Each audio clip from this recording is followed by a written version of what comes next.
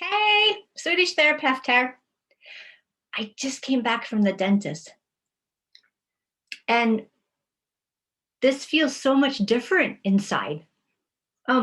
If now I like the dentist. I don't know why, but I love the way my teeth feel and my mouth feels so clean and different after I get back from the dentist. And I've had my share of cavities, and I've had my share of pulled teeth for when I was young before I had braces. And I've had my share of grinding, so I wear a Brux guard, and you can see all these teeth down here. My mom and dad spent lots of money on braces, but it doesn't help if somebody grinds every night. So it changes what happens to the teeth. And I also found out from Patrick McEwen and Anders Olsen in Sweden, and who is the other guy? Oh, James Nestor, who wrote the Breathe book, that I used to breathe through my mouth. I've had allergies all my life, so I was often a mouth breather. I have something really cute to show you, but before I do that, I will say, I know there are people out there. I had one client in the United States who was scared to death of the dentist. I mean, she couldn't even smell that nitrous oxide that they use, the laughing gas, and the doctor's office, the dentist's office kind of smells like it. She couldn't even smell it without getting scared. I mean, anxious, beyond anxious. I mean, like running away the other way. And then I just met somebody yesterday who told me that she had a terrible experience as a young girl with her dentist, and she said the dentist hurt her, and she can't even have an electric toothbrush because something inside just stirs up and she can't even use an electric toothbrush. So those two women that I just mentioned are pretty incredible women, and they're very logical in so many respects, but that fear that happens inside, they really can't change. It just bubbles up. So I'm going to show you something that bubbles up too. Here are pajamas from my 2-year-old daughter, who's no longer 2 years old. These might fit on her toes. She definitely won't fit there anymore, but isn't that absolutely, look how tiny those are. You're going to get to see a picture soon of her when she was 2 years old, still in diapers. So having these makes me happy. Even though I can't cuddle her anymore because she's a teenager and she doesn't want that,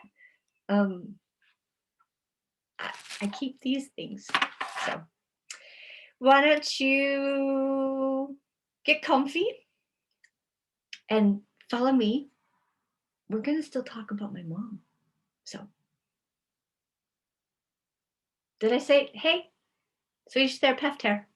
I might not have said that this time. So come on over. Let's have some fun together. Let's find out what we can find out. And maybe with all this information, we can think in a different direction. So I'm a mom. So when, not very often, but we did travel for, obviously we had to get from the United States to Sweden, and we didn't take a boat like Greta. We actually took an airplane. So I took this picture very seriously because I'm the mom and I'm in charge of my young daughter. And so when they say on the airplane, do put your own air mask on before you put your child's on, it makes a lot of sense because I have to take care of my own health and I have to be responsible for my own health before I can take care of my child. Now, when it comes to my mom, our roles have been reversed all my life. She took care of me and she did a really good job. I mean, she got grade A plus plus plus on this one. And so my role is now her caretaker and her advocate and her voice, because she doesn't have one that is strong any longer. I'll tell you a story. She was a strong lady. Mm. Mm, mm, mm. But my job is to take care of her because her voice isn't there. And when I feel good, it is so much easier for me to take care of her. And when I feel good, it is so much easier for me to be available for my daughter if she needs something. And if I feel good, my husband has a shoulder to lean on if he has something going on, which is rare, but something. But how are we supposed to take care of things like our planet, the only earth that we have? If our body doesn't feel good, if it feels unwell, if it's not rested, if it can't rest for some reason. And then we'll borrow from the French. What happens if it's not, if it's unhabité? I made that word up. Look, unhabité. Habité. So today is Monday, the 24th of May. Let us go from Jättebrasmåla in Sweden back to my mom. So here's my mom as her redhead self. And we talked about it before in the last time that she, as a toddler, which is a small child, she was habité, she was curious. It was just a natural state. She could fall down, she'd get right back up, and a lot of times she probably giggled. And yeah, there's that, sorry, I'll be more conscious about that. She was curious. And I don't know where that went. How did she lose that? I mean, as a toddler, she had to learn through perception to walk on two legs, to balance herself, to pull herself up. There's that again, sorry. No one taught her those things. No one taught her how to walk. Everything was a want and a need. She definitely wanted to run. And my daughter was the same too. Once my daughter got up on all fours, boom, then she was fast.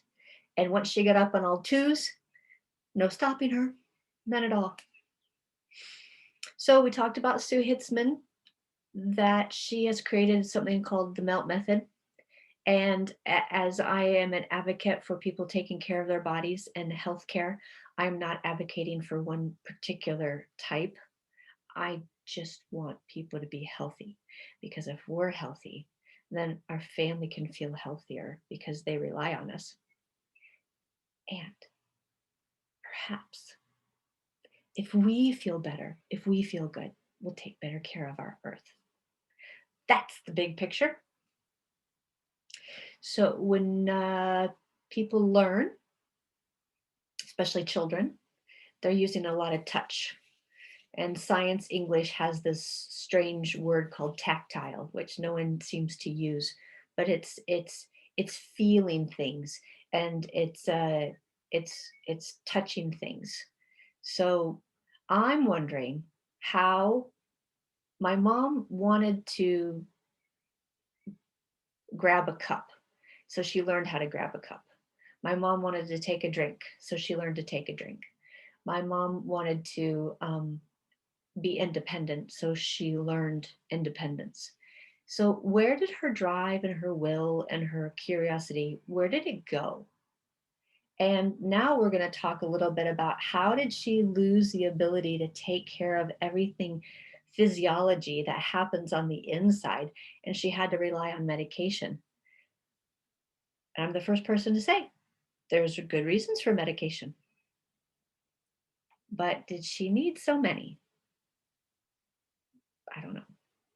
Because here's what I'm trying to work out. There's a lot of medications out there, and I take some for my allergies, and I have to eat my orange pretty much every day because the allergy medicine dries me out. And I feel it here, and my eyes do get tired because they're dry. And there's that again, sorry. So vitamin C is absolutely critical for me because I take that allergy medicine. But my mom takes like, what was it, 366, 466, 466 milligrams of medication, a lot of them for hypertension. So the blood vessels, they're tense. And you remember the tensegrity and biotensegrity. It's the suffix et, ity, is a state or a degree. And tensegrity and biotensegrity is the ability for things to push and pull and pretty much adapt. So there's a very a strong likelihood in my mind that everything that lives inside of our mucous membranes, the sensors, receptors, nerve endings, and neurons, they live there in the mucous membranes. So if they're dry, what happens to our perception? Our friendly microbiome is very important. And I just came from the dentist.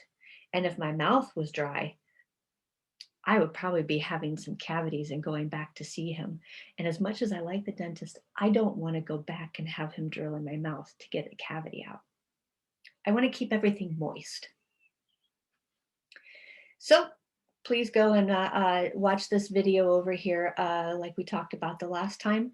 And the first few minutes, all about skin, how important our skin is. And the last 4 minutes and 30 seconds, it's about hair pulling and emotional response. So emotions, well, we're getting there. Yeah. So there's this really cool BBC show. It's one you can listen to. It's not one that you can watch. And I hope it's still available. It said that it wasn't going to be available after a certain date, but I still listened to it and found it. So click on that, Making Sense of the Senses. And at 3 minutes and 33 seconds, which is exactly the time that my daughter was born on August 6th at 3:33 in the morning, they say, there's the again, sorry. They say, the way in which the senses combine with one another gives us a new perspective in how we engage with the world. To understand the crosstalk between the different senses is to lift the lid on the fundamental aspect of human experience.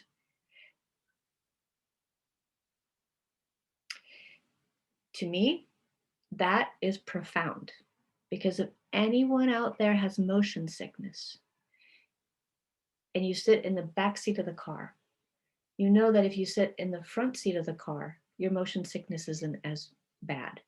And you also know that if you read something or you look at your phone, your motion sickness gets worse.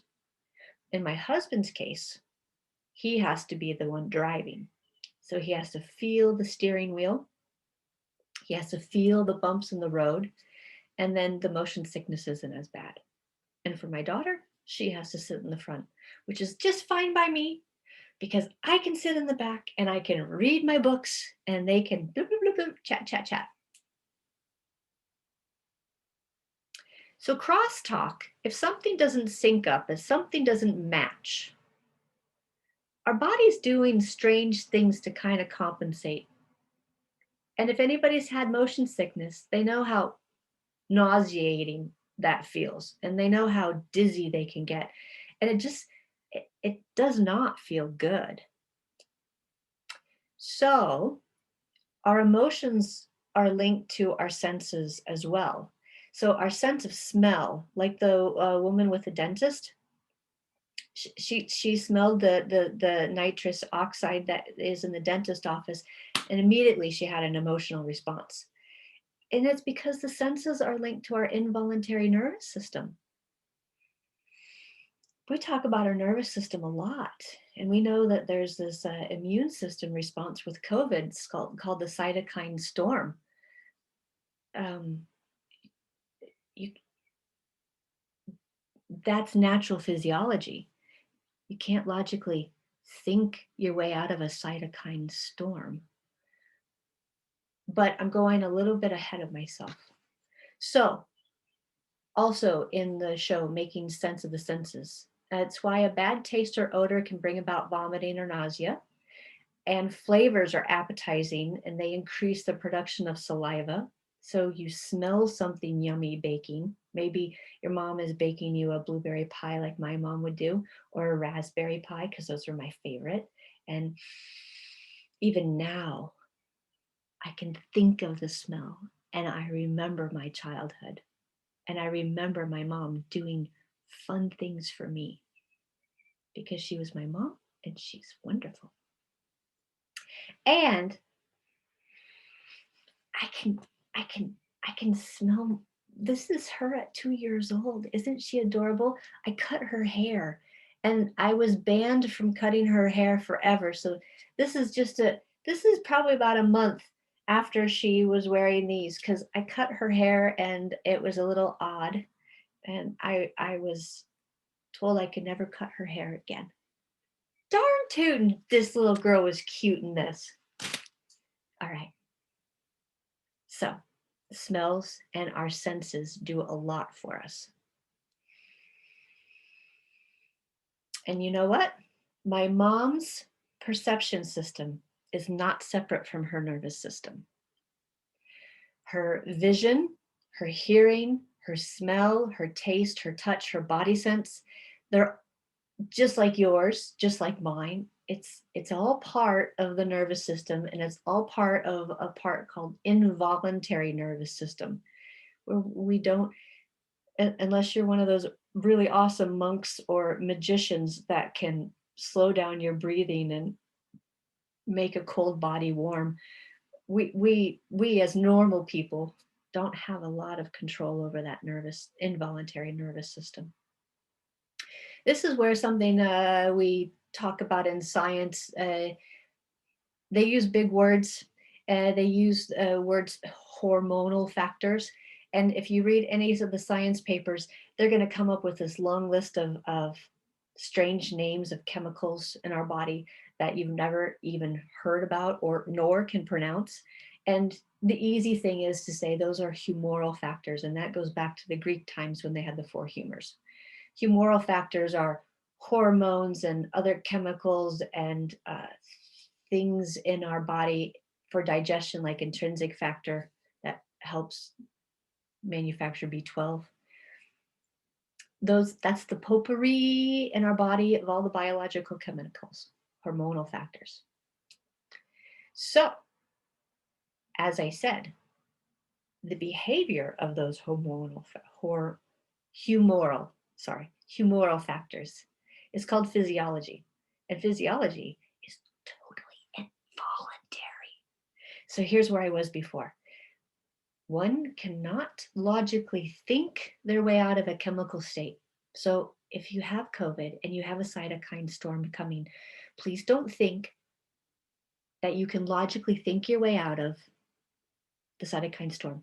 You need to get to the hospital. You need a doctor. You need a nurse. You need good care.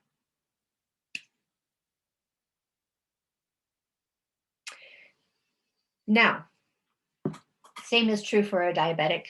Just if you're a diabetic, take your medicine. There are intelligent people out here in the world. There are logical people in the world. And despite their high functioning intelligence and their logic, they get into a deep emotional hole. They can't pull themselves out. And I do want you to meet this wonderful woman. Her name is Jennifer Bray, and I don't know her, but I watched her video, her documentary, and God love her. Wow. I mean,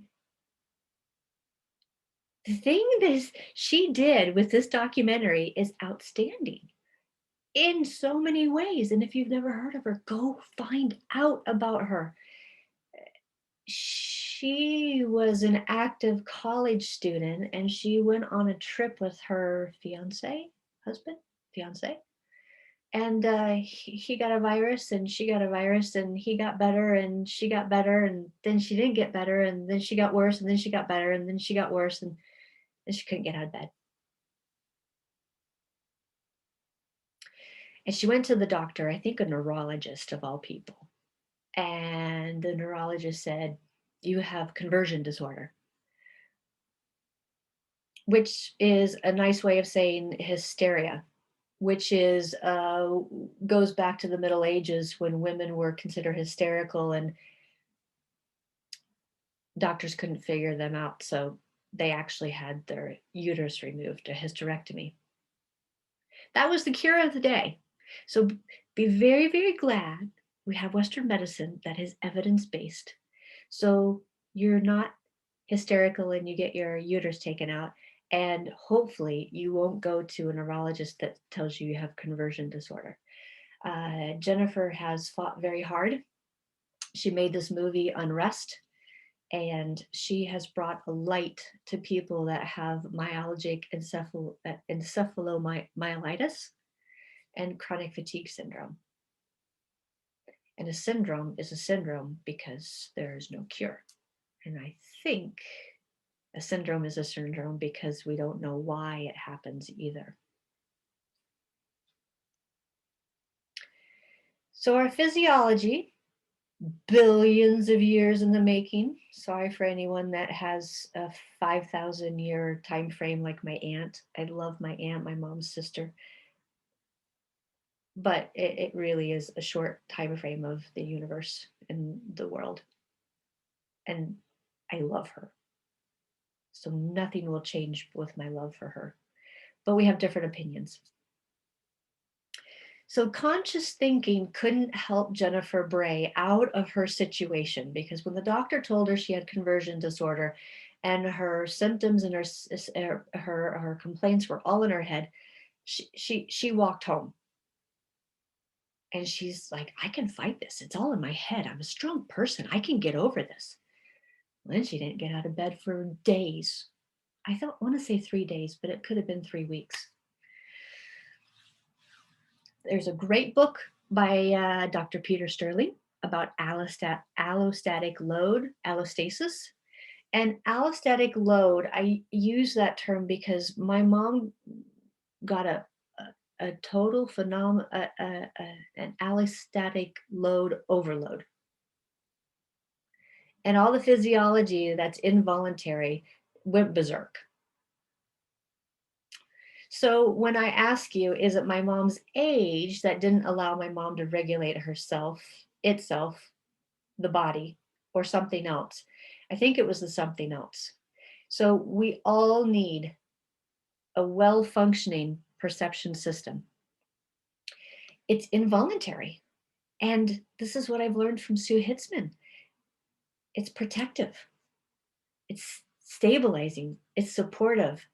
And she taught it as being the fascial net is all of this. But I just want you out there to know that our senses make us who we are. And they need to work. So what happened with my mom's body sense?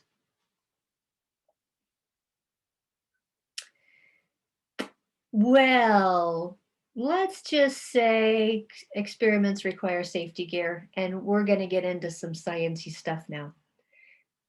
And I just have to ask, if we had something wrong with our body sense, well, let me back up. If we had something wrong with our eyes, we go to an eye doctor, and that's where I got these glasses because I was having a hard time seeing and I was having headaches.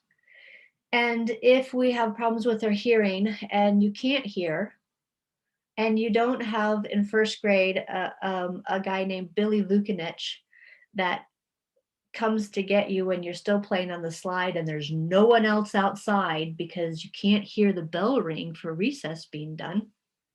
Thank you, Billy Vukanich, if you're out there. That was super sweet of you. First grade, I was in my own world. couldn't hear a thing. And everybody left. I didn't know, I was having fun. Billy came back to get me. So, you can't hear, you go to an ear doctor. Can't swallow, you go to an ear, nose, and throat. If you can't body sense, if you can't perceive, if you can't have proprioception and interoception, if it's not working well, where do you go? What doctor do you see? Yeah, this is tough. So this video will be continued in to go into the more science realm. So come back, let's have some fun, and we will continue. Experiments require safety gear. Tack så hemskt mycket för kom hit. That's not the correct Swedish. Don't go to Sweden and say tack så mycket för kom hit, because that's my English way of saying thank you for coming. But they say tack så mycket för